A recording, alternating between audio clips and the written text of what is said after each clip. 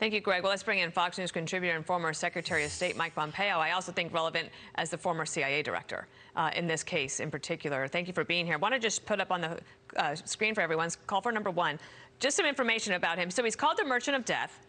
He was convicted in 2011. This is after two administrations really went after him. He's serving this 25-year sentence. Not only is he guilty of conspiracy to kill Americans, but the number of Africans who were killed because of arms that he delivered to those conflicts is astronomical. And would love to get your take on what you know about him and what you think about this proposal of a trade.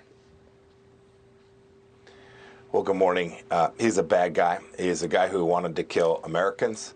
He presents a real risk to the United States. There's a reason, as your reporter said, there's a real reason the Russians want to get him home.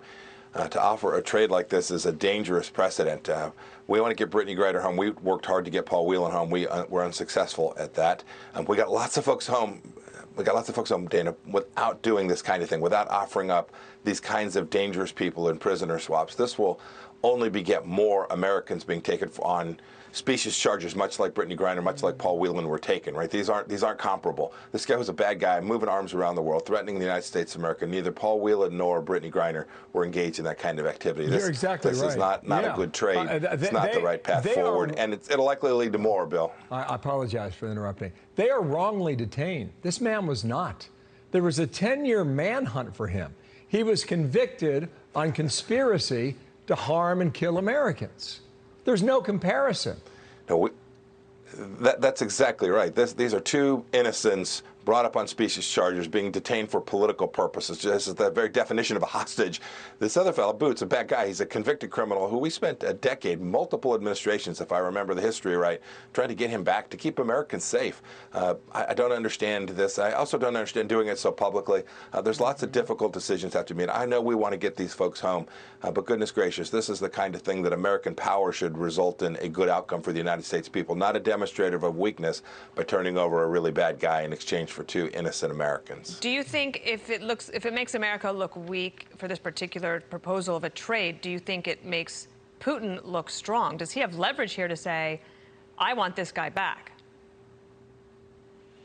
He certainly does. It's not clear he's going to accept this. Who knows what else he may ask for in exchange for this. And once you've started to head down this path and saying, hey, we'll give up convicted felons who tried to kill Americans, goodness knows what might be given up. It reminds me that we're still talking to the Iranians about giving them a pathway to a nuclear weapon.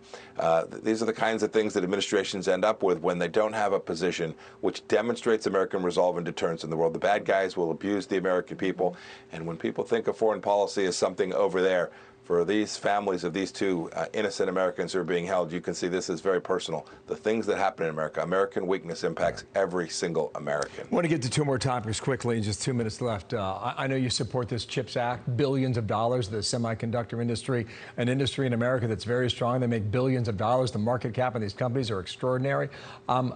I know you're a big backer of it because you think we need to compete with the Chinese. If I was living in middle America, I'd say, where was this support 30 years ago when my job was shut down and outsourced to Mexico or outsourced to China? Yeah. I lost that livelihood now. What would you say? I'd say they're exactly right. We had it wrong 30 years ago. And for the first time, for 4 years under the Trump administration, we said we're going to get this all back. We're going to go compete economically with the Chinese Communist Party.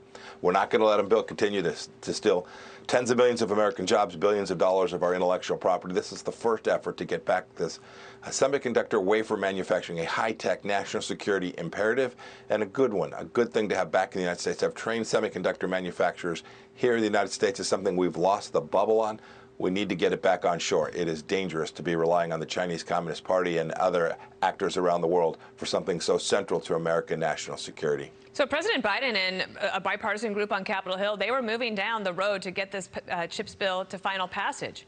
And then all of a sudden last night we find out that Manchin and Schumer have this backdoor deal in order to get a reconciliation deal. And now you have Republicans who were maybe inclined to support this CHIPS bill saying, wait, hold on a second.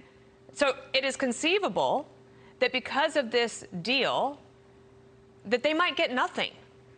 I wanted to get your take on that. Yeah, it's outrageous for them to have done this. They made a commitment. The Democrats made a commitment. Joe Manchin, Chuck Schumer made a commitment that said, let's do something good for America. Let's do something good on a bipartisan basis for America. And now they're going to go spend us and tax. They're going to create a corporate minimum tax. They're going to spend hundreds of billions of dollars in wasted resources. They will drive the economy even further into recession than it already is. It's pretty outrageous that they made a commitment. Now they're going to walk away from it. Maybe, Dana, this is just politics as usual, but this will hurt American national security, and I so regret that. The CHIPS Act ought to pass. It ought to pass standalone. They ought to drop this silly legislation that's going to drive the economy even further down the recession path that we're already on. Definitely some drama on that. Last question here. Can you confirm that you've been talking with the January 6th committee? We've had discussions with them about potentially appearing before them, trying to make sure we understand what it is they're asking for. As I always did when I was in service to America, I'm happy to cooperate with things that are fair and transparent and deliver good outcomes for the American people. I'll always do that, Bill. Okay. Do you today believe it's fair and transparent? No, it's been a monkey court. It's been a circus. It's been totally unfair. They didn't allow the Republicans to participate. There's been no counter arguments presented. They've snipped clips from people who have testified before. That's not the way someone runs an investigation if they're looking for good outcomes. I served on the Benghazi committee, Bill. We had Democrats sitting right next to us asking hard questions to try and put the story in the way they wanted. That hasn't happened here. It's deeply unfair. It's a political process, and that's most unfortunate. Understood. So today you're a no. You mean on testifying? Yes. We're trying to figure our way out. I want to make sure the American people get the full story of the things that happened in the Trump administration. I'm proud of the work that we did. Okay. Sir, thank you. We'll speak again very soon. Thank you all very much. Have a good morning. Mike Pompeo, thank you.